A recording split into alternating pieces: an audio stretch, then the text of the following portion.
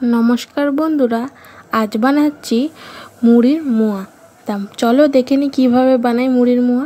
তো মুড়ির মোয়া বানানোর জন্য আমি এখানে 300 গ্রাম মতন গুড় নিয়েছি। গুড়টাকে ভালো করে চপিং বোর্ডে চপ করে নেব। ছোট ছোট করে টুকরো করে কেটে নিলেই ভালো, এটা গলাতে সুবিধা হবে, তাড়াতাড়ি গলেও যাবে। তারপরে কড়া বসিয়ে দিলাম। তারপরে কড়াটা গরম হয়ে গেলে ওর মধ্যে গুড় দিয়ে দেবো আর সামান্য পরিমাণ জল দিয়ে ভালো করে এটাকে গুলে নেব।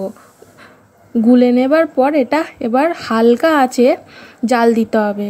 জাল দিতে দিতে দেখবে একদম পুরো গাঢ় হয়ে যাবে। হাতের মধ্যে একটু নিয়ে দেখতে পারো এটা চিটচিট করছে কিনা। চিট হয়ে গেলেই তাহলে গুড়ের পারফেক্ট হয়ে যাবে। তারপর ওর মধ্যে মুড়ি দিয়ে ভালো করে এটা মিক্স করে নিতে হবে।